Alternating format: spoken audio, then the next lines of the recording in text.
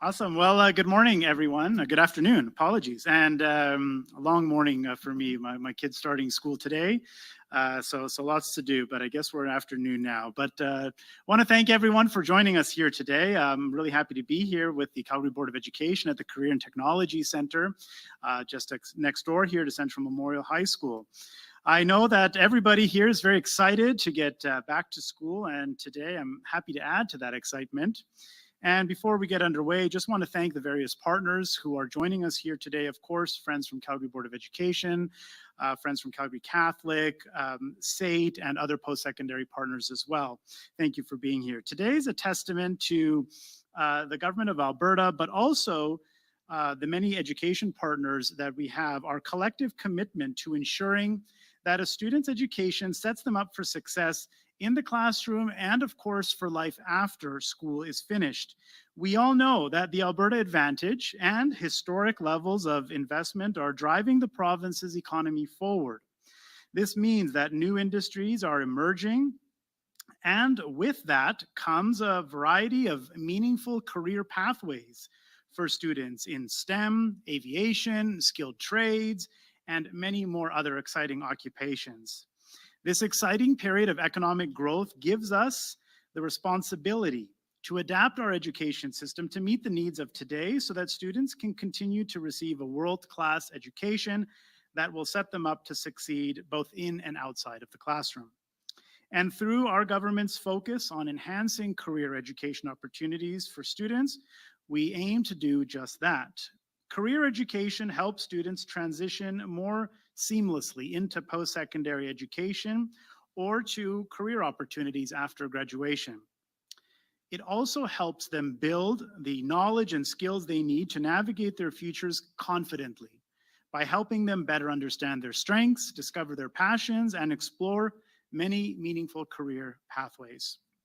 So today I'm here today and excited to be able to talk a little bit more about how the government of Alberta is focused on improving career education and how our focus and investment has resulted in new collegiate schools opening for students this school year.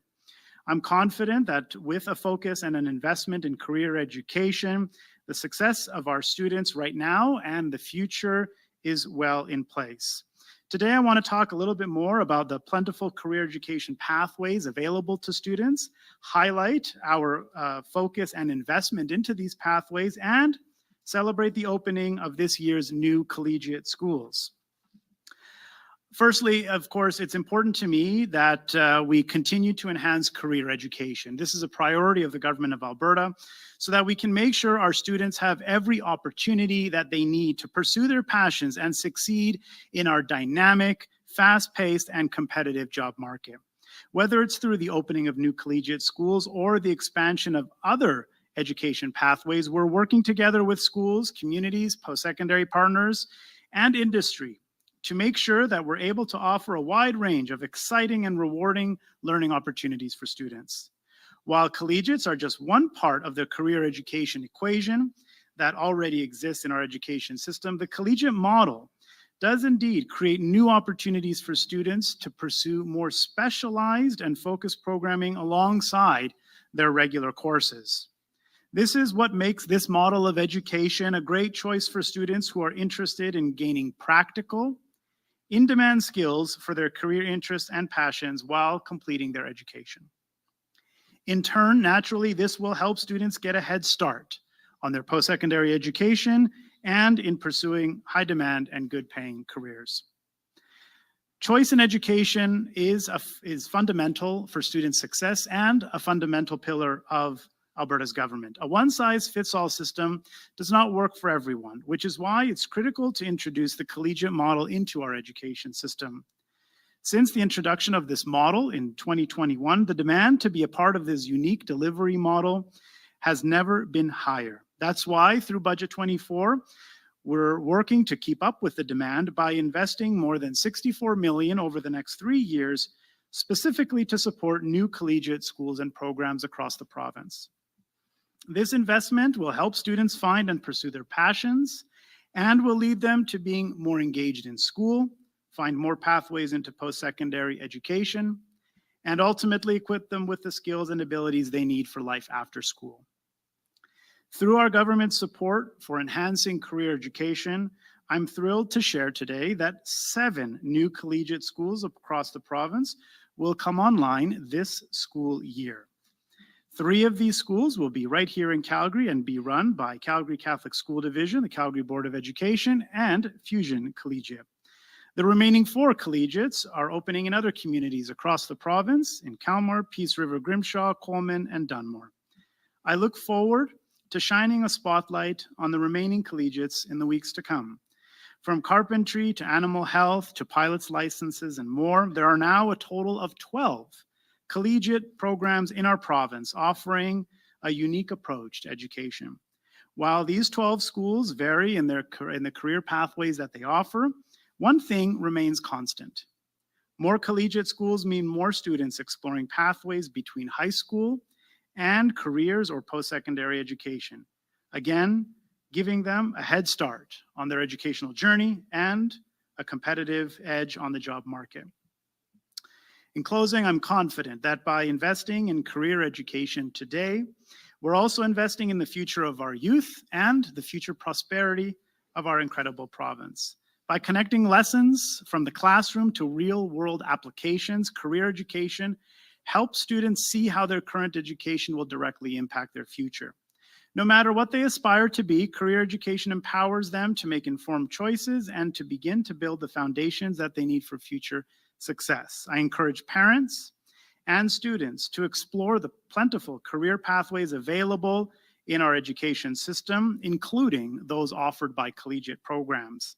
And I encourage our school authorities to continue to work with my department to help bring more opportunities online. To close, I want to give a very special acknowledgement and thanks again to Calgary Board of Education, Calgary Catholic School Division, Fusion Collegiate, and post-secondary partners for your continued and amazing partnership. The work that you are doing will help ensure that our students receive their full potential. Thank you. It's my pleasure now to pass things over to Nancy Close to provide a few remarks. Thank you.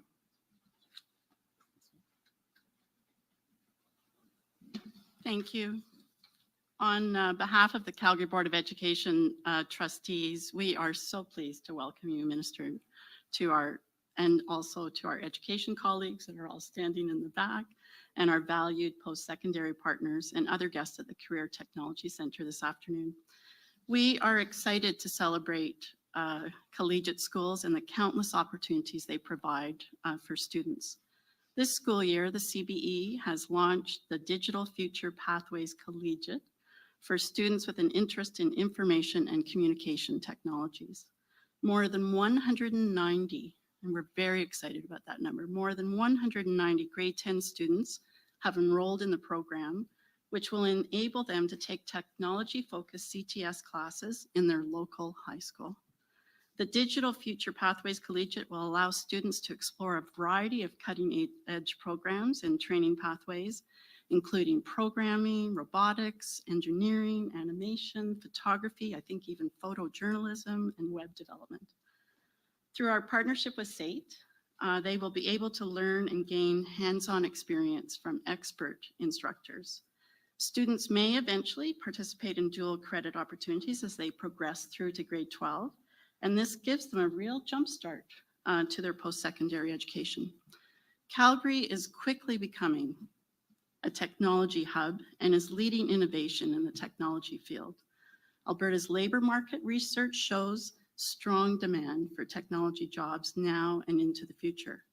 The CBE has a history of providing world-class career and technology studies in all of our high schools. As well, dual credit opportunities and apprenticeship programs help high school students find their passion and work towards post-secondary opportunities. In keeping with our priorities of achievement, well-being, equity, the CBE is excited to offer opportunities for all students to explore a variety of career pathways and possibilities, all of which contribute to student success. And of course, we want to see our students flourish in life, work, and learning. So thank you, and I'd love to pass it on to Trustee Ivanelli to speak.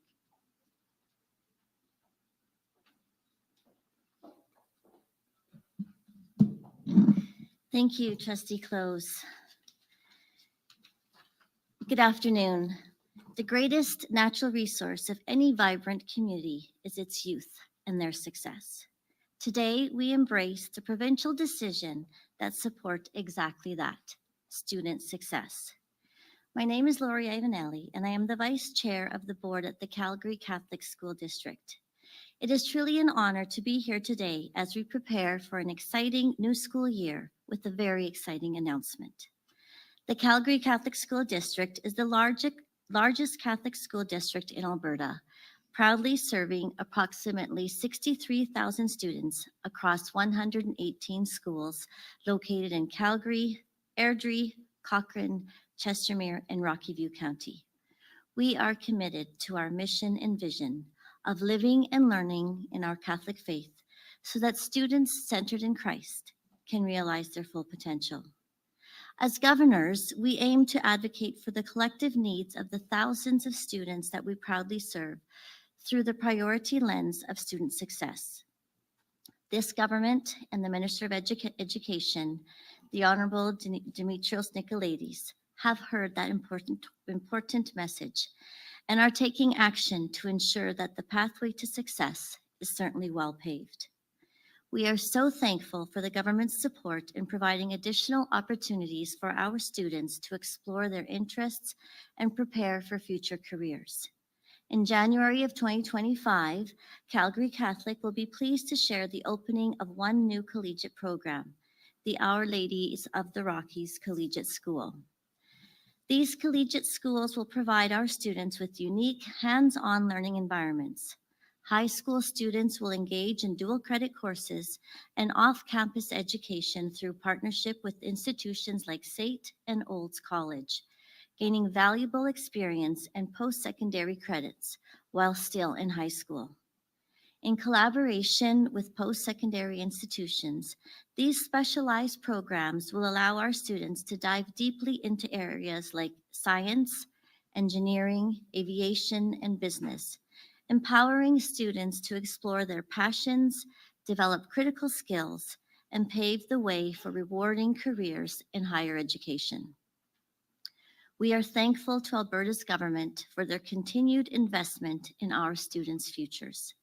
These new collegiate programs will not only enrich our educational offerings, but also strengthen our communities by preparing a skilled, capable workforce ready to contribute to Alberta's growing economy.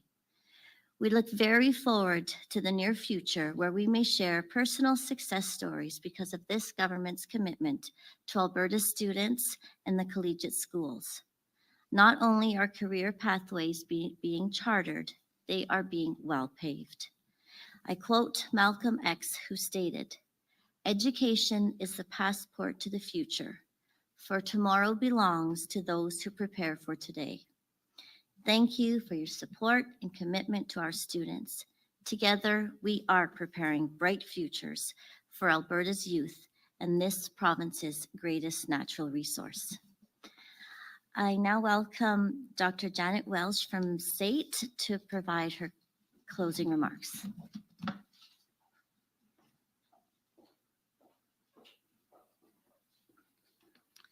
Good afternoon, everyone. Oh, there's a lot of people here. I didn't turn around till now.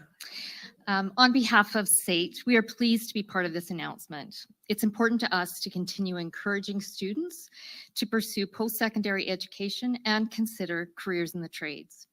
Across Alberta and Canada, the trades are a cornerstone of our economic foundation, whether it's constructing new buildings, maintaining electrical systems, or the intricate work of welders and plumbers. Skilled tradespeople are essential to the infrastructure that supports our daily lives. For students, choosing a career in the trades is more than just securing a job. It's a gateway to a fulfilling and prosperous future. Trades offer stable, well-paying careers that provide long-term security and satisfaction. In a world where many industries face uncertainty, the trades offers a dependable path to success. At SAIT, we are committed to creating pathways to world-class trades and technical education. Our partnerships with the Calgary Board of Education and the Calgary Roman Catholic Separate School District are shining examples of this commitment. For over a decade, we've worked closely with both CBE and CCSD to develop dual credit and youth program pathways that have benefited thousands of young people. These programs allow students to explore their future post-secondary options early, giving them a significant advantage in their careers. Among the dual credit opportunities, 6 are directly related to skilled trades, including auto body, automotive services technician, RV technician, welding, carpentry, and pipe trades. These programs provide hands-on experience and a clear path to a successful career.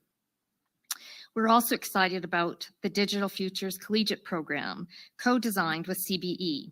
This initiative opens new opportunities for youth in technology-related fields and serves as a pathway into SAIT's School for Advanced Digital Technology. It's yet another example of how we are expanding opportunities for students and strengthening our collaborative relationships with CBE and the Government of Alberta. At SAIT, we believe in supporting young people as they transition to post-secondary education and the workforce. By continuing to champion the trades and expanding these pathways, we're not only shaping the future of our students, but also securing the future of Alberta and Canada. Thank you. Great. Thank you everyone for coming. We're now going to open it up to questions from the media, starting with those who are here in the room. There's a microphone in the back corner there if you'd like to make your way there. And once you get there, please state your name, outlet, and please keep it a one question, one follow-up. Yeah, Edith Boisvert, Radio-Canada. So can you just expand a bit on how this dual credit will work? Is it for post-secondary education? It's going to be taken into account for their high school education, just like the day-to-day grid of it. Yeah, sure. And I'll invite our partners who maybe have some more expertise on the day-to-day to add if they'd like. But I guess the best way to really think about the collegiate programming is as a pathway, making it available as in many cases as early as junior high for many students. So if you have students who are interested, as we heard, there's some programming in digital technology or in aviation or in other areas, by working with a post-secondary partner, that school division can begin to offer customized programming to those students so that they can participate in that stream. And it's focused, of course, as all students would have that opportunity to pursue that stream. And then as we heard, of course, and understand, have the opportunity for that to translate into dual credit so that they can earn credit for for post-secondary once they're completing their high school diploma. Okay, and also, is it like a way to keep kids in school longer, or is it just because the point of it is to explore career paths that are often left aside? Yeah, I think it's a little bit of both. I think at the primary kind of purpose is to help students get a head start on a post-secondary credential, or help them get a head start with the skills and knowledge that they need in a particular field or occupation that they want to go into.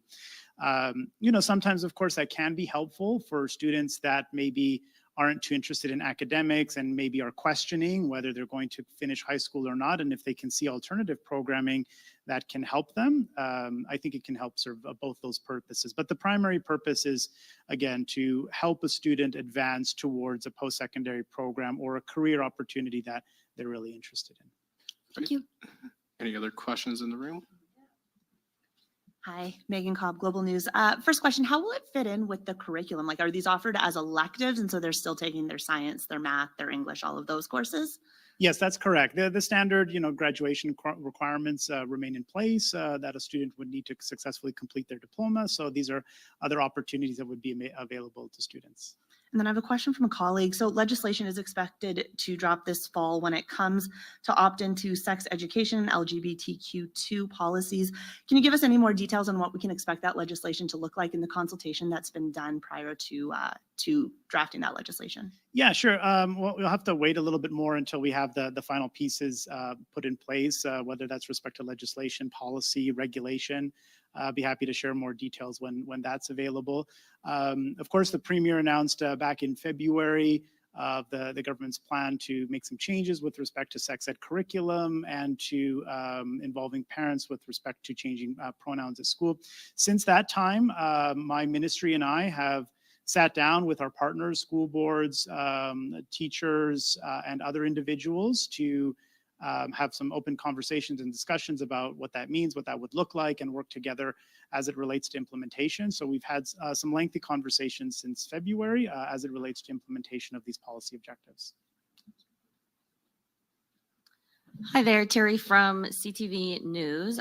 For my first question is just for the minister to follow up on the opt-in, opt-out. Are you able to speak to how many parents or caregivers, guardians are opting out at the moment? Is this a demand because there's so many people opting out? Sure. I don't have that information directly in front of me. I'd have to follow up with you. I'm not sure if the ministry even collects that information. We may have to coordinate with our school boards and get a total number, but I'd have to follow up with you to get you some more precise details. Okay, and my second question is actually directed to Nancy and Lori. I know that we're dealing with record enrollment as we see increased population growth. Can you speak to how those are being addressed in the classrooms and also plans on the long term? We've heard a lot about modular classrooms and bringing in additional support staff, but as things continue to grow, how will we deal with this long term? Such a good question. And obviously, we're laser focused on addressing the increased enrollment that we're seeing in our schools. And so I'll probably answer in a variety of ways, and then you can follow up if I have not addressed your question specifically. So let's talk about enrollment. We have another year of high enrollment. I think everyone knows that. We're anticipating, I think, 143,000, which is up from 138,244 students last year. So a difference of around 7,000 students. And over the past 2 years alone, we've welcomed more than 13,000 students in our school system, enough to fill 22 elementary schools. So I wouldn't mind segueing to our need for new schools and new spaces. And so long term, we've had great conversations with the government about our need for new school construction. We've submitted our capital plan. In fact, if we even go to our capital plan requests, for our 2025-28 capital plan requests, we have 13 year one requests for new schools for 11,400 student spaces, and overall 21 requests over 3 years. And we need them all, not just one, not just two, all of them. But in the meantime, we had a recent announcement about modulars. And so in total, we have approval for 47 modular classrooms to be installed over the course of this school year. They're obviously not going to be ready for now, which will accommodate 1,200 additional students. And we have funding to relocate additional modulars from lower enrollment schools to those with the greatest need. And so while the modulars may not be in place for the first day, schools are used to making arrangements, and I think this is what you're asking me, to respond to annual and in-year changes in enrollment. So long term, we actually just had our 10-year plan for student accommodation and facilities. Long term, that could look like changes in grade configurations at a school level.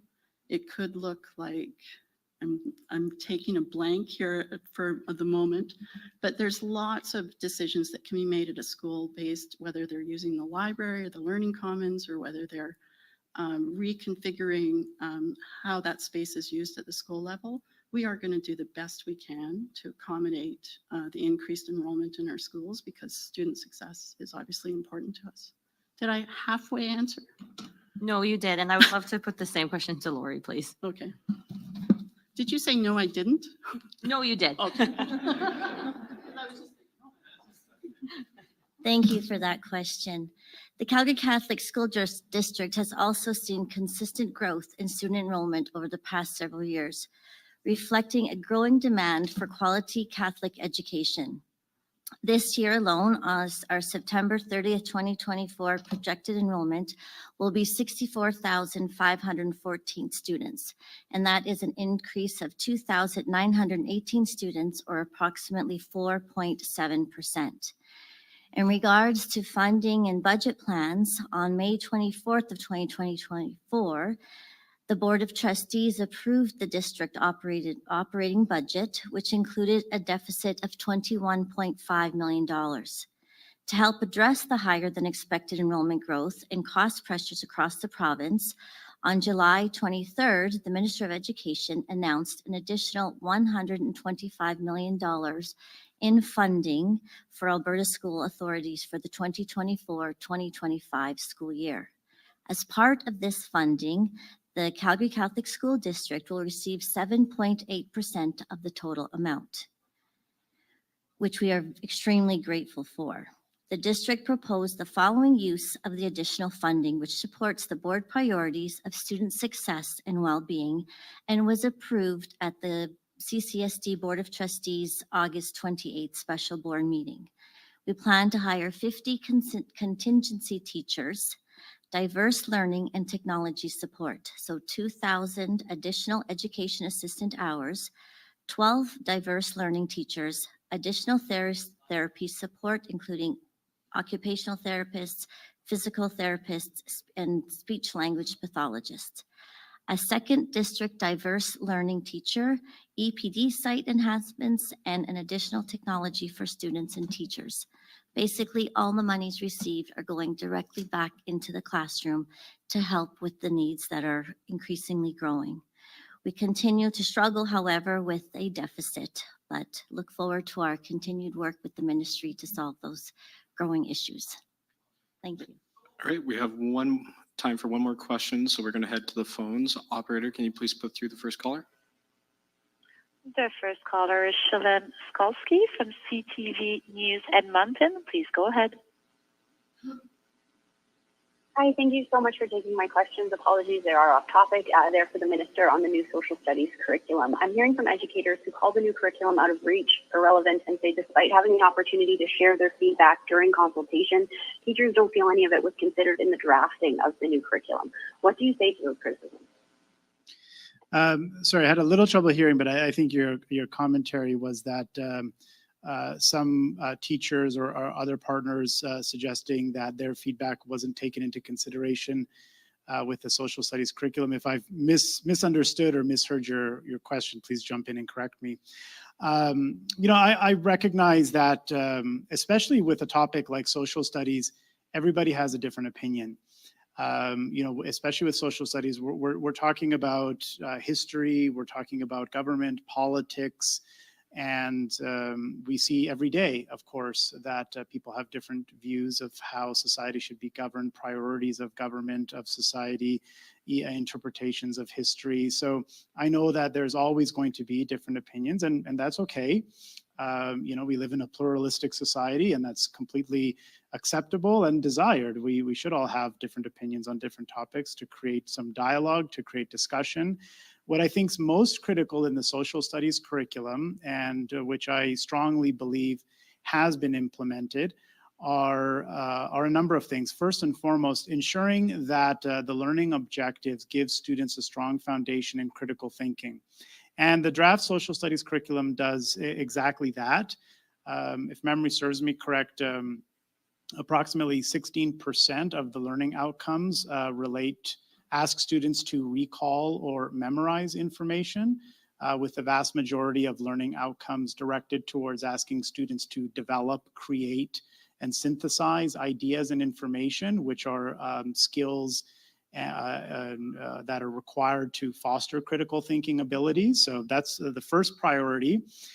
Secondly, we want to make sure in the social studies curriculum that we give students an objective and impartial view of history and of the facts, so that they can make up their own minds and develop their own conclusions. And that relates to the third point, which I think is absolutely essential with the social studies curriculum, which is that we have to build a social studies curriculum that gives students the right tools and knowledge that they need to be active and well-informed citizens.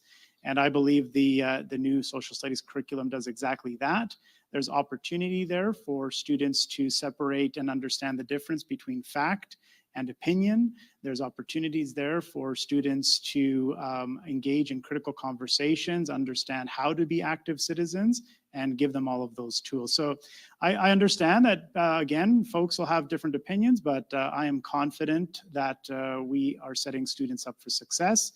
And it's not just my opinion. I know we have 1,700 teachers with 429 schools from across the province who are working with us to pilot this new curriculum this September, this school year, which I think speaks to the broad agreement that there's an avenue to move forward here. And a follow-up? Yeah, a follow-up to that. With the 1,700 teachers piloting the new material this fall, I guess how closely will you be listening to that feedback they provide? Could we see a very different final curriculum rolled out next September? Could you have to go back to the drawing board altogether, or do you see this basically as being done? Well, with there's various stages, of course, through curriculum development. Through the piloting, we're hoping to see how the curriculum really works in the classroom. Have a closer look at things like load, resources. So we're really in the final stages here. We've spent 8 months trying to answer the big questions about content, subject, grade appropriateness, age appropriateness, and I think we've been able to address all of that, which is why we're now ready to move forward to the piloting phase, whereby, again, I expect to see some changes at a more operational level. I don't anticipate that we'll see major shifts from the draft curriculum as a result of the piloting process. There's, of course, always opportunity for modification, but I don't think we'll go through the piloting process and then say all of grade 6 needs to completely change. And it shouldn't focus on democracy. It needs to focus on another subject entirely. I think a lot of those big questions have been answered, and now we're looking to answer other questions around implementation, operationalization, teachability, and other components. All right, that's all the time that we have today. Thank you all for coming. Awesome, thank you.